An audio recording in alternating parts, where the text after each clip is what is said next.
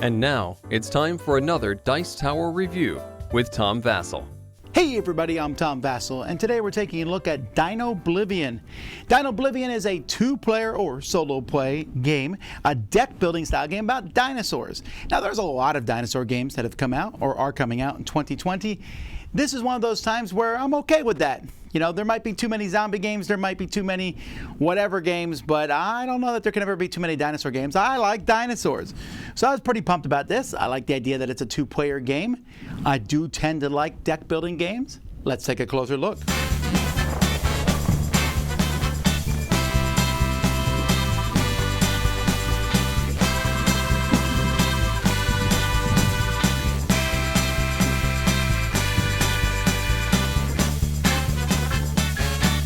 When playing the two-player game, each player is going to get a starting deck of characters. You'll pick either the Sun or the Moon card, so this is the Moon deck. And you're also going to be picking a chief from several chiefs that are available. And you'll be shuffling these together, and this will be making your starting deck. You're going to be drawing 4 cards from this deck. On a player's turn, they're going to play the cards from their deck and do various things. There are 2 kinds of cards. You have people who are members of your clan, and then you have items, essentially. To use an item, they have a hand on them. You have to use one of your clan members. That's all they're doing. Instead of using them for anything on them, you're using the item thing instead. What can you use clans for? Well, you can put 2 together like this, and they mate, and aha! You get a person. This is kind of a currency that you'll be able to use. You can also hunt with them. So Cilia here can hunt. Her hunting here is 3. I'll take 3 cards off the deck, putting them in either one of these piles, and I'll look at the food icons here, and that's how much food I would gather. So she gathers 3 food from those cards. Now, there's 2 reasons you do that. One is to get food, but it also reveals more cards from the deck. See, you can buy cards from the deck, the top card of either pile, to put in your hand. These cards are either going to cost you food, or they're going to cost you the little meeple tokens that you've been getting. When you do that, you'll put the card in your discard pile, where you'll be able to use it later. Cards can also just be used for whatever it says on them. This one, for example, says, hey, I get a food for using that one. Your chieftain will have a special ability. Get rid of a card in your deck out of the game to get a food and get a Dino token. These Dino tokens can be used later on to add to your attack strength. Well, now, why would you want your attack strength to be that high? If you get your attack strength up on your turn, you can play attack strength, spend Dino tokens to attack one of the 2 face-up dinosaurs. Each dinosaur has a certain number of attack strength that it needs to get. If you defeat it, you'll keep the dinosaur, and you get the rewards here. Get rid of a card from your deck, take a card from the pile below the dinosaur, and get a person for this one. And then we'll reveal the next dinosaur. Each dinosaur pile has the strengths will go up near the end. You can see, for example, the Triceratops here.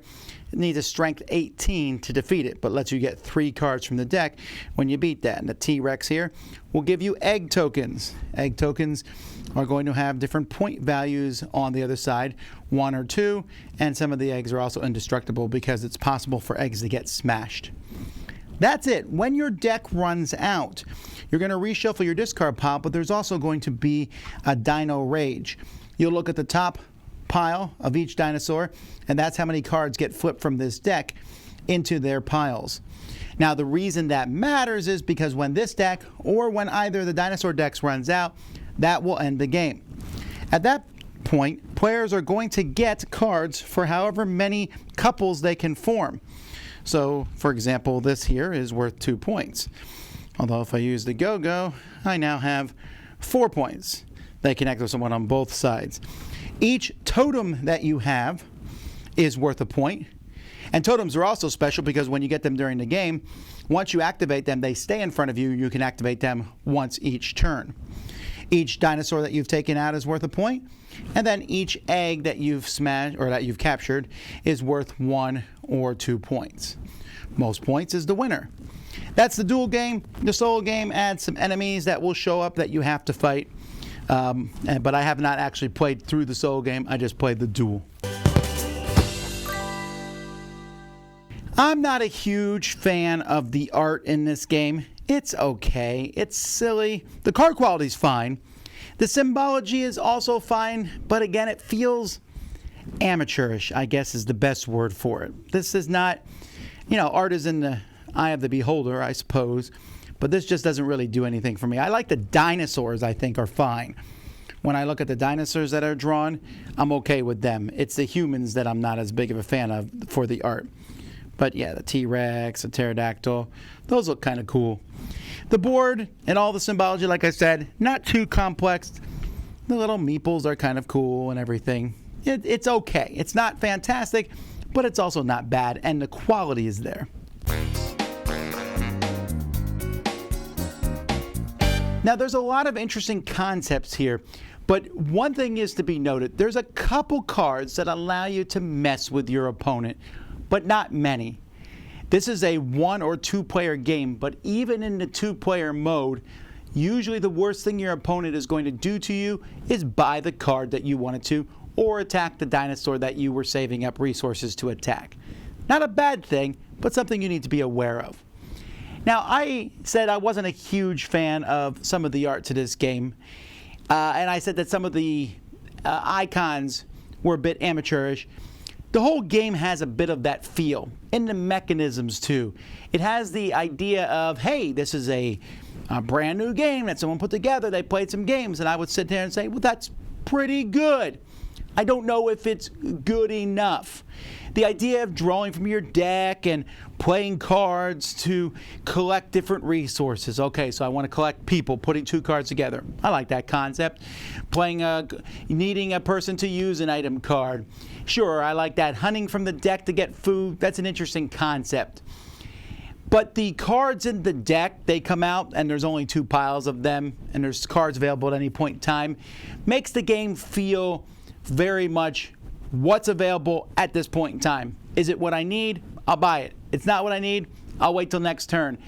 And because of that, there's this turn-to-turn thing, and I'm like, oh, look, this turn I can kill a dinosaur. Oh, look, Now, I will say there's a nice mechanism where there's a cave here in front of each player at the top of their board, and you can put 1 card there to save to a future turn.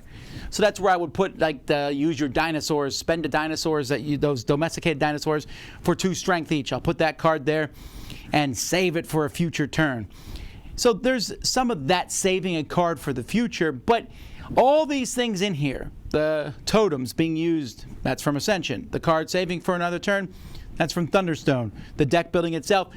So I don't mind that all this stuff has come from other games, but when you combine all of it and you're taking some tokens and taking egg tokens, and none of it feels smooth. All the cards are different, putting cards together, playing this.